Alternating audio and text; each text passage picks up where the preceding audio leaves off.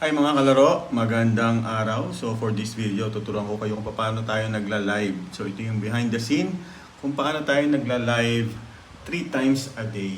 Alas 2, alas 5 at alas 9. So ito po yung gamit natin. Ipapakita natin sa inyo para kung gusto nyong maki-live sa amin, ito yung pwede nyong gawing guide. Okay? So papakita ko sa inyo ngayon.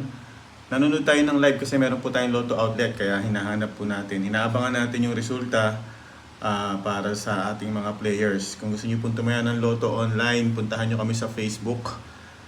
Ayan po yung Facebook natin, K3 Lotto Outlet. I-message nyo lang kami, nandiyan po yung mga teller natin at kukuhanin nila yung mga tayang number nyo. Okay? So ito po, tingnan natin. Naghahanda na tayo para sa 2 PM draw.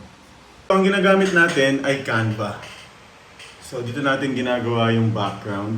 So for example ngayon, gagawa tayo ng background for September 1. Ito yung kahapon. So ganyan yung ginagawa natin. So, ang bilis, di ba? And after natin ma-update yung ating main board, download natin siya. Download. Kasi gagamitin natin siya as background mamaya. So JPEG or PNG, download natin tong page na to. Ayan. Pag na-download na, ayan, na-download na yung ating second page, dito natin sinusulat yung resulta. So, lagay natin dyan, September na, no? Merry Christmas na, September 1. Ida-download din po natin yan. Ayan, download, page 2, PNG. Pag na-download na natin yan, ilalagay ngayon natin siya dito sa OBS. OBS po yung ginagamit nating tool para makapag-live stream tayo sabay. Ayan, pwedeng mag-live stream sabay sa Facebook. Meron tayo ditong restream plugin. Facebook at YouTube sabay. So ito yon, inaayos lang natin yung mga component niyan. So makita niyo yan, August 31 pa. So papalitan natin siya. Ito yung naka-assign dyan. Result, iba-browse natin ngayon yung dinownload natin. Ayan, ito. So mababago na siya. Pag sinave natin yan, September 1 na, di ba? Tapos yung date, nakita niyo yung date. Ayan, kagabi pa yan. So i-upload ngayon natin yung dinownload natin at 2 PM.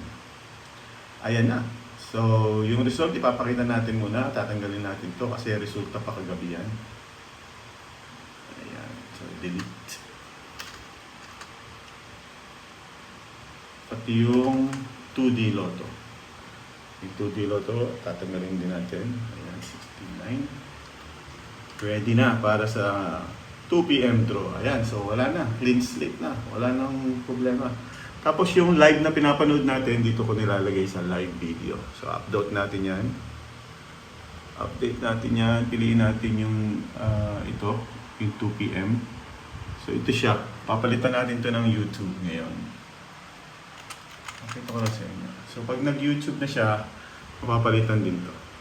Ayan. So kung ano man yung panoorin natin dito, halimbawa, si Jesus. Ayan, so ito na siya.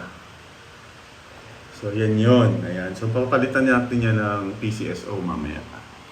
Okay, so yun lang. So papalitan din natin ito. Ito ngayon yung stream natin sa Facebook at sa YouTube. So papalitan natin siya ng current date. So ito, papalitan natin ito ng 2 PM.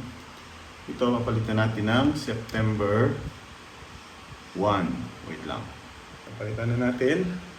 At syempre sa baba niyan, papalitan natin yung thumbnail. Ito, lalagyan natin yan.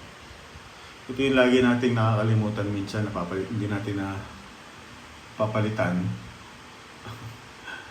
Kaya yung ibang tao, ayaw. Ulitin natin. Yung ibang tao, hindi nila nakikita. Akala nila kagabi pa yun. Pero yun yung reason. Ayan. So, crop, save, update all.